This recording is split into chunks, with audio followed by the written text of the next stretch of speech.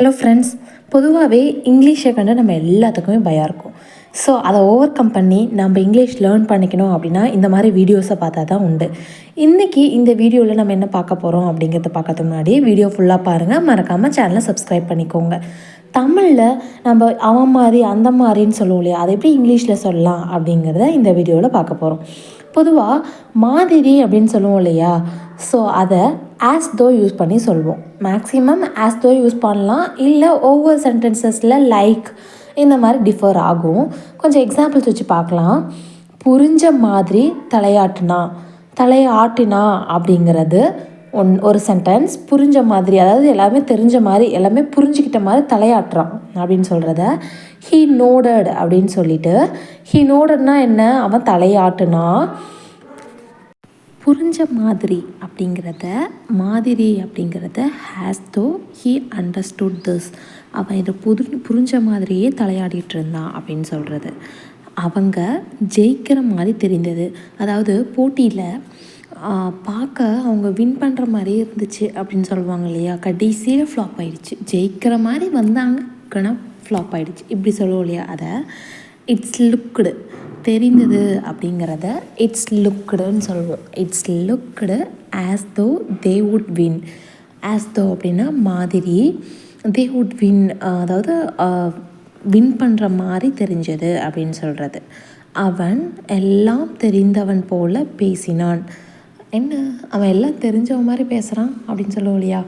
So இதுதான், அவன் எல்லாம் தெரிஞ்சவன் மாதிரி பேசினான். ஹீ டாக்ஸ், அவன் பேசினான். எல்லாம் தெரிஞ்சவன் மாதிரி as though he knows everything. As though he no everything அப்படின்னா அவன் எல்லாம் தெரிஞ்சவன் மாதிரி பேசினான் அப்படிங்கிறது தான் ஹீ டாக்ஸ் அப்படின்னு சொல்லியிருக்கோம். அவள் கோபமாக இருந்தால் போல் என்னை பார்த்தாள், அதாவது அவள் கோபமாக இருக்கிற மாதிரி என்னை பார்த்தா அப்படின்னு சொல்லுவோம் இல்லையா. போல அப்படிங்கிறது.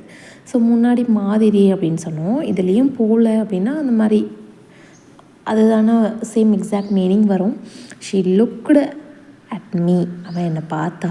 ஆஸ் தோ ஷி வாஸ் ஆங்க்ரி, அவள் கோவமாக இருக்கிறது போல், கோவமாக இருக்கிறது போல் இந்த மாதிரி சொல்லலாம்.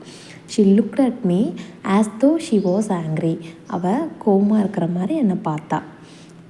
என்னை அறியாதவன் போல் அவன் பார்த்தான், என்னை தெரியாதவன் மாதிரியே அவன் பார்க்குறான் அப்படின்னு சொல்லுவோம் இல்லையா.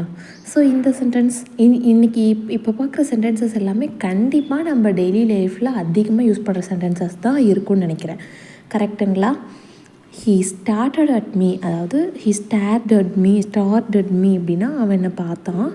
As though he didn't recognise me, as தோ அப்படின்னா மாதிரி போல், ஹீ டிடன்ட் ரெகக்னைஸ் மீ அப்படின்னா என்ன தெரியாதது மாதிரி, என்ன தெரியாதது போல் அப்படின்னு சொல்கிறது. பேயை கண்டது போல் அவன் நடந்து கொண்டான், அதாவது ஒரு வித்தியாசமான ஒரு விஷயம் நடந்துச்சு இன்றைக்கி, பேயை பார்த்தது மாதிரி அவன் நடந்துக்கிட்டான். He acted as though he had seen a ghost. He acted as though he had seen a ghost. அவன் கோஸ்ட்டை பார்த்தது மாதிரி அவன் ஆக்ட் பண்ணிகிட்டு இருந்தான் அப்படின்னு சொல்கிறது. He actedனா நடித்து கொண்டிருந்தான். As though he had seen a ghost, அவன் பார்த்து என்ன அந்த மாதிரி இப்போ கோஸ்ட்டை பார்த்தவன் மாதிரி நடந்துகிட்டு இருந்தான் அப்படின்னு சொல்கிறது. அவன் எல்லாம் தெரிந்தவன் மாதிரி பேசினான்.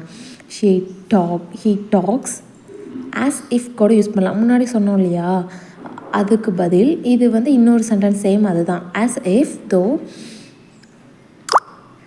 he knows everything.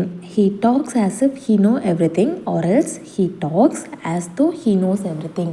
புரிஞ்சுதுங்களா. as if யூஸ் பண்ணலாம், or else as though use பண்ணலாம். இதுக்காக தான் இந்த சென்டென்ஸ் நான் மறுபடி போட்டிருக்கேன். அவன் சற்று வெக்கப்படுகிற மாதிரி இருக்கிறான், அதை அவன் பாரு வெக்கப்படுற மாதிரி பிஹேவ் பண்ணிகிட்ருக்கிறான் அப்படின்னு சொல்லுவோம் இல்லையா. She is kind of shy அப்படின்னு சொல்லலாம். அவள் அப்படிங்கும்போது ஷீ யூஸ் பண்ணியிருக்கணும், அவன் அப்படிங்கும்போது ஹீ யூஸ் பண்ணணும். He is kind of shy அப்படின்னா இதுவும் அந்த ஆஸ் தோ சொல்லுவோம் இல்லையா. ஸோ அதே சென்டென்சஸ் மாதிரி இது கைண்ட் ஆஃப் யூஸ் பண்ணியும் சொல்லலாம். She is kind of shy அப்படின்னா அவள் வெக்கப்படுற மாதிரி இருக்கிறா அப்படின்னு சொல்கிறது தான். கைண்ட் ஆஃப் அப்படின்னா போல, மாதிரி அப்படின்னு சொல்கிறது. எதுவும் நடக்காதது போல அவன் நடந்து கொண்டான். எல்லாமே பண்ணிவிட்டு எதுவும் நடக்காத மாதிரி அவன் நடந்துட்டு இருந்தான். அவனை பார்த்தா யாருமே எல்லாம் நடந்தது மாதிரி சொல்லவே மாட்டாங்க. இந்த மாதிரி சொல்கிறத ஹீ பிஹேவ்டு அப்படின்னா அவன் நடந்து கொண்டான். ஆஸ் தோ போல ஆர் மாதிரி எப்படி வேணாலும் சொல்லலாம். நத்திங் ஹேட் ஹேப்பன்ட் எதுவும் நடக்காத மாதிரி. ஸோ இதில் கடைசியில் வர சென்டென்ஸை ஃபஸ்ட்டில் சொல்லணும், நடுவில் ஆஸ் தோ, ஃபஸ்ட்டில் என்ன சொல்ல வரமோ அதை சொல்லலாம். Nothing had happened, he behaved as though nothing had happened எதுவுமே நடக்காத மாதிரி அவன் நடந்துக்கிட்டான். எதுவுமே நடக்காது போல் அவன் நடந்துகிட்டு இருந்தான். இந்த மாதிரி சொல்கிறது புரிஞ்சுதுங்களா? ஆஸ் தோ, ஆஸ் இஃப் யூஸ் பண்ணலான்னு சொல்லியிருக்கேன் ஆல்ரெடி முன்னாடி ஒரு வீடியோவில். She is kind of shy அப்படின்னா வெக்கப்படுறது மாதிரி இருந்தா அப்படின்னு சொல்கிறது. அவன் டயர்டு மாதிரி தெரிகிறான், அவன் டயர்டாக இருக்க மாதிரி தெரிகிறான் இப்படியும் சொல்லலாம். அவன் டயர்டு மாதிரி தெரிகிறானே, அவன் ஒரு மாதிரி டயர்டாக இருக்க மாதிரி இருக்கிறானே அப்படின்னு சொல்லுவோம் இல்லையா? அவன் டயர்டாக இருக்க மாதிரி தெரிகிறான் அப்படின்னு சொல்கிறத நம்ம எப்படி சொல்லலாம்?